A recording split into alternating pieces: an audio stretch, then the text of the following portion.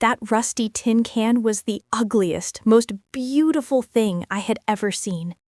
It meant people had been here, that civilization wasn't some dream I'd conjured in my hunger and fear. It was real, reachable.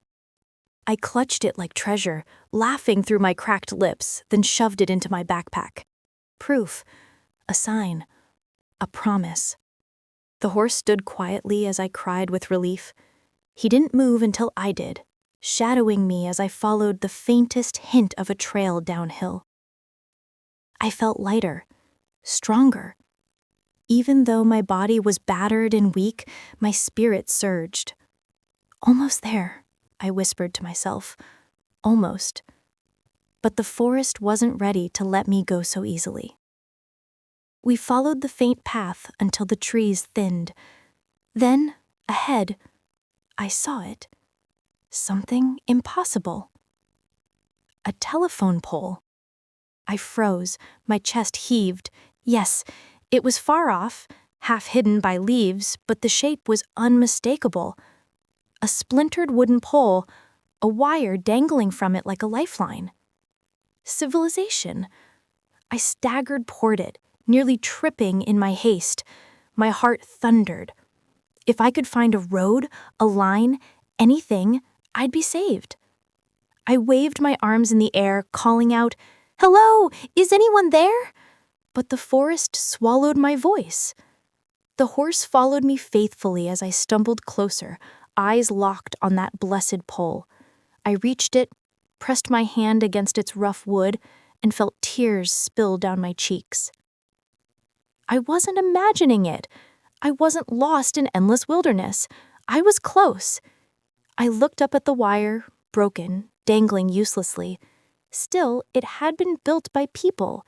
It had to lead somewhere. I turned to the horse, grinning through my tears. We're saved! But then, gunshots. The sound cracked through the air, sharp, violent. My entire body flinched, instinct screaming at me to duck. The horse reared, screaming his fury, hooves striking air. My heart pounded so loud I thought I'd faint. Gunshots. Real. Close.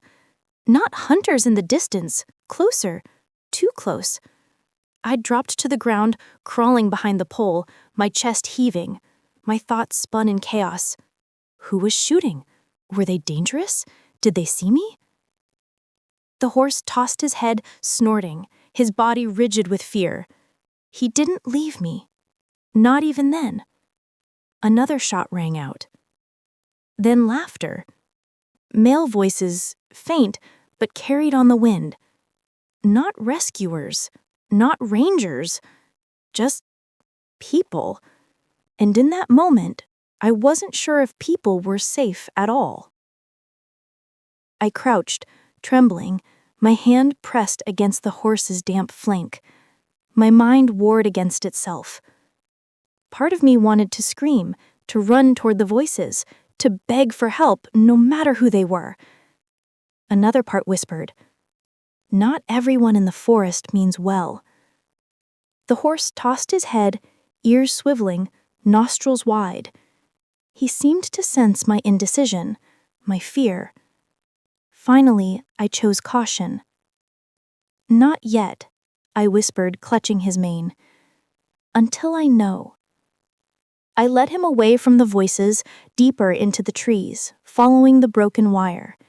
It was the hardest decision I had made. Hope was so close, but danger might have been closer. We walked until my legs gave out. I sank to the ground, sobbing into my scraped hands. "I can't," I whispered.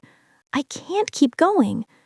The horse lowered his head, brushing his muzzle against my shoulder. The warmth of him anchored me. I tilted my head back, staring at the canopy. The last light of day filtered through, soft and golden, mocking my despair.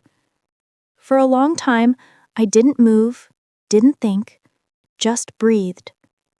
And then I saw it. High above, caught in the fading light, a glimmer. Metal.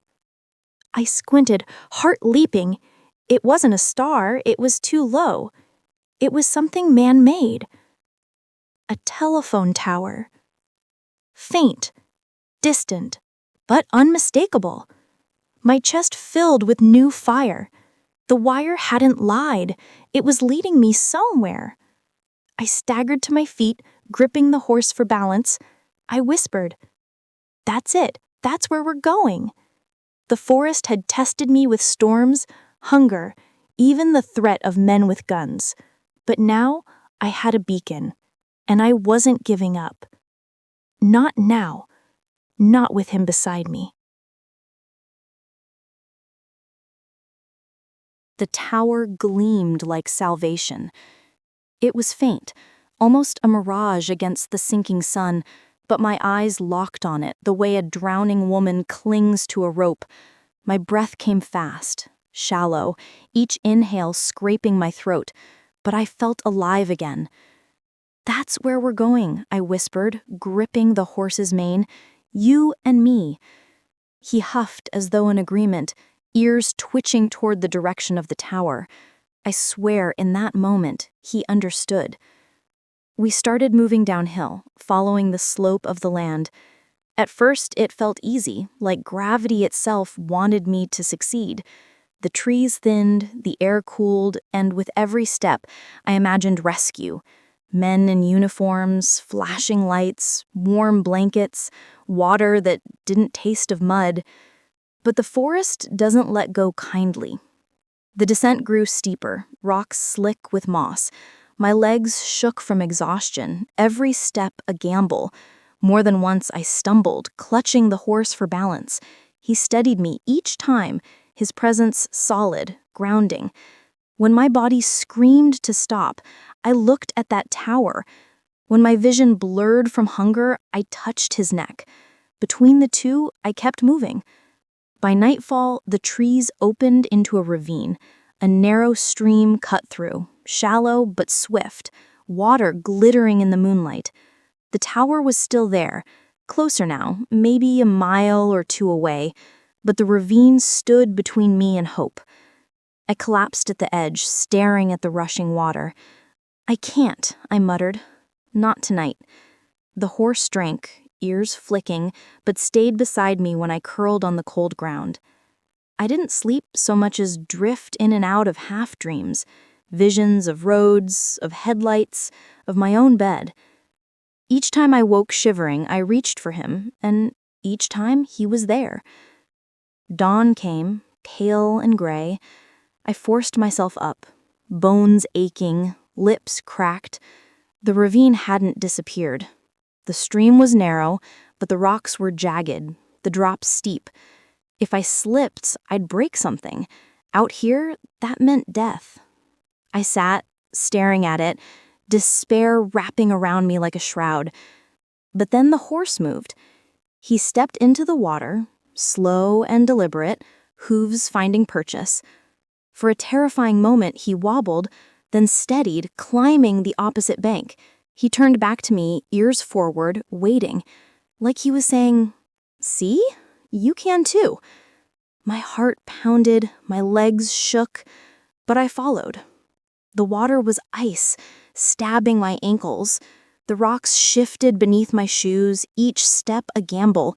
Halfway across, I slipped, screamed, but before I could fall, the horse braced himself on the far side, eyes locked on me. I don't know how, but I made it. Crawled up the bank, gasping, soaked and shaking. He nudged me, almost smug, like a teacher proud of a stubborn student. I laughed through my tears. "Fine, you win." We climbed again, the tower growing larger with each step.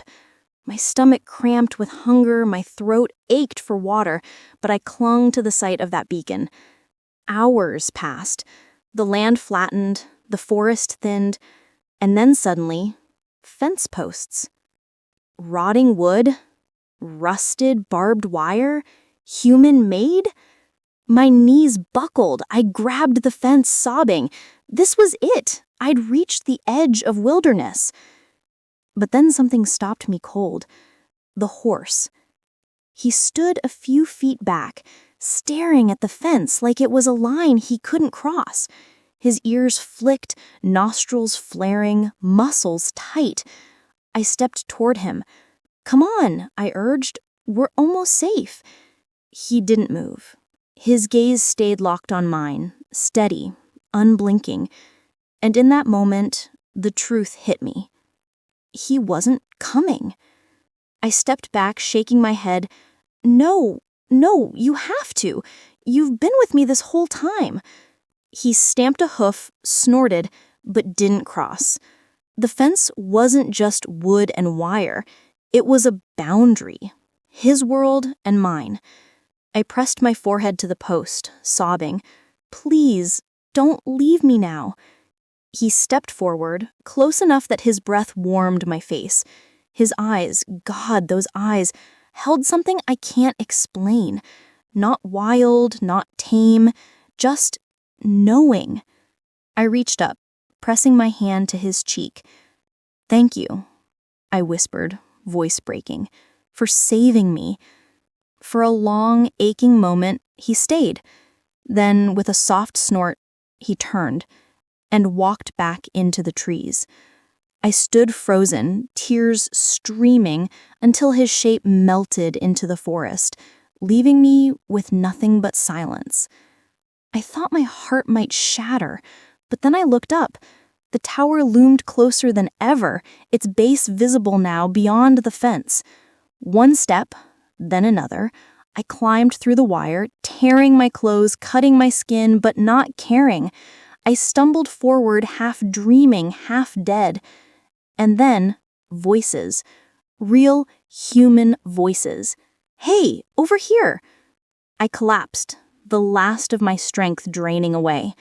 Hands caught me, lifted me, voices urgent and kind. Someone shouted for water, someone else wrapped a jacket around me. I was saved. But even as they carried me toward safety, my eyes stayed on the trees, hoping, wishing, that he might appear one last time. When I opened my eyes, I was in a hospital bed. The first thing I noticed was the smell, clean, sharp, antiseptic. The second was the beeping of a monitor beside me, steady and calm, so unlike the chaos of the forest. I tried to sit up, but pain shot through my body, pulling a groan from my throat. A nurse rushed over, pressing me gently back against the pillows. "Easy," she soothed. "You're safe now." Safe. The word wrapped around me like a blanket. I had dreamed of it, longed for it, nearly died chasing it. And now, it was real. Over the next hours, bits of information trickled in. I had been found near the base of a radio tower by 2 technicians doing maintenance. I was severely dehydrated, bruised, and malnourished. But alive. Barely. The doctors called me lucky. Miraculously lucky. But I knew luck had very little to do with it. When the nurses left me alone, I whispered into the sterile room, "It was you! You saved me." I could still feel the warmth of his muzzle against my cheek, still hear the steady rhythm of his hooves guiding me when I was lost. A horse, a nameless, wild, impossible horse. News of my survival spread quickly. Local papers called it the miracle in the woods. Reporters wanted interviews, TV crews called, even radio hosts reached out. At first, I avoided them. How could I explain what had really happened? How could I tell them that I owed my life not to chance or skill, but to an animal no one could prove existed? But eventually, I agreed. I sat under bright studio lights, pale but alive, retelling my ordeal. The hunger, the storms, the despair, the broken wire that led me out. And then, carefully, I spoke of him. "The horse," I told them, voice trembling. He wasn't mine. He came out of nowhere. He led me when I couldn't go on. He saved me. The hosts smiled politely. Viewers nodded, but I saw the doubt in their eyes. A wild horse rescuing a woman from the woods? It sounded like myth, not truth. Still, I held to it because I knew. I knew what I had seen, what I had felt, and no one could take that from me. When I was strong enough, I returned home. My body healed faster than my mind. Nights brought dreams, sometimes nightmares of trees closing in, of gunshots echoing, of water pulling me under. But often, too, I dreamed of him, standing in the dawn light, mane glowing, eyes steady on mine, always just out of reach. I woke from those dreams with tears on my cheek and an ache in my chest I couldn't explain. So one morning, I made a decision. I had to go back. It wasn't easy convincing people. Friends begged me not to risk it, to stay safe. My sister thought I'd lost my mind. But I couldn't shake the pull. That forest wasn't just where I had almost died. It was where I had been reborn, and he was part of that story. So, I returned. Guides from a local search and rescue team agreed to accompany me. We traced my path as best we could. The ravine, the fence, the place where the tower rose like a sentinel. Each step felt like walking through memory.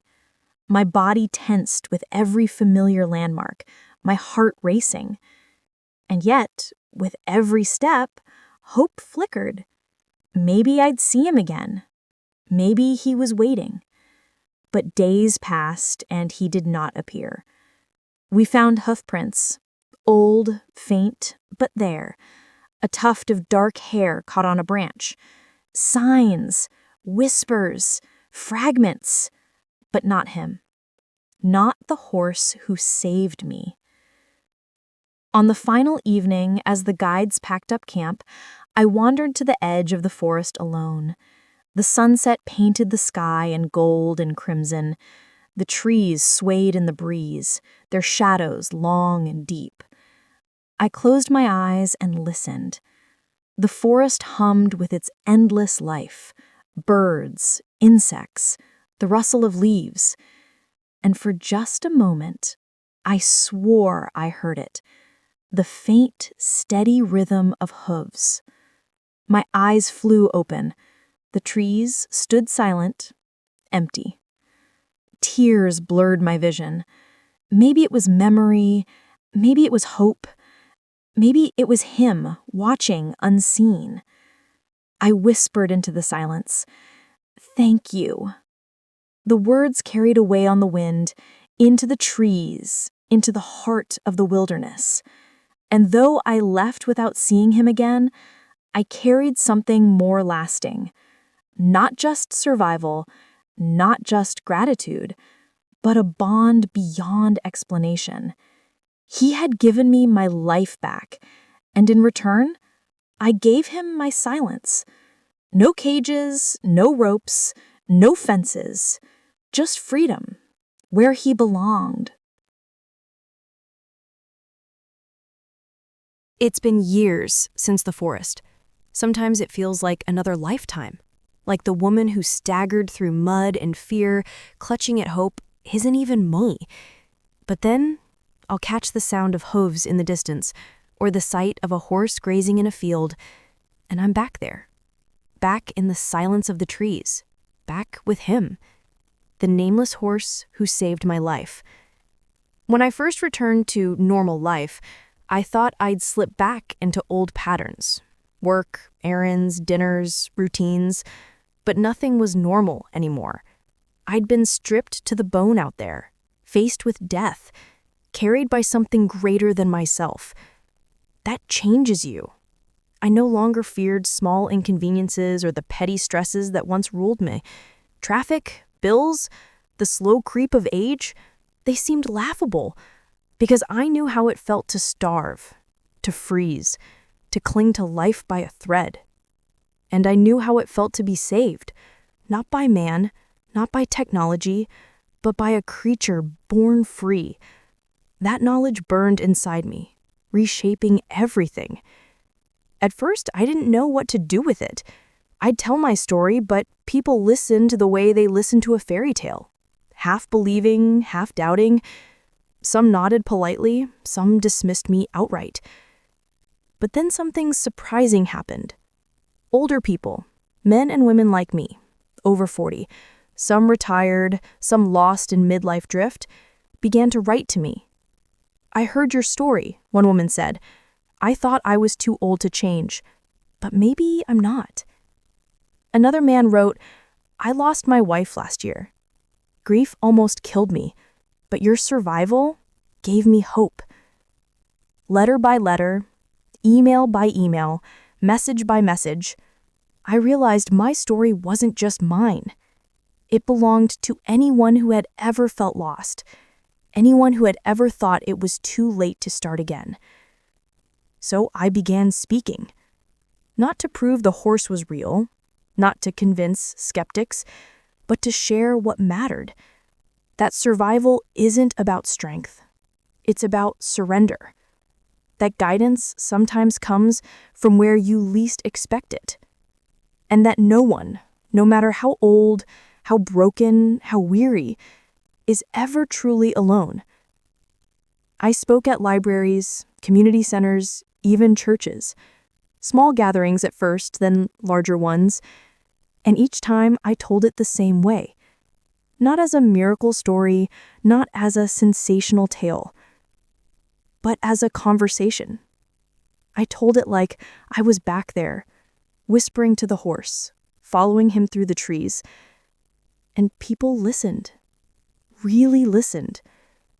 One night after a talk, a woman in her 50s came up to me in tears.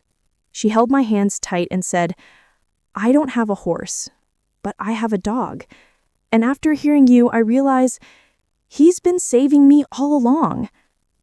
That moment shattered something in me. Because she was right. The horse wasn't just my story. He was a symbol of animals who walk beside us without words, of the quiet ways they keep us alive, of the companionship that bridges the silence of our lives. Pets, strays, working animals, wild ones. They save us, every day, in ways we rarely admit. He was my horse, but for her, it was her dog. For someone else, it might be a cat, a bird, even a goldfish. The point wasn't what saved us. The point was something did. And it always will if we let it. I never found him again. I went back many times, walking the trails, standing by the ravine, staring into the trees until my eyes blurred. But he never came. At first, that broke me. I thought I needed to see him, to prove he was real, to think him again. But over time, I realized I didn't need proof. I didn't need possession. He had given me exactly what I needed, when I needed it most. And then he returned to his world. That was his gift.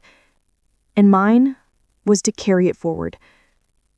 Now when people ask me what I learned, I tell them this.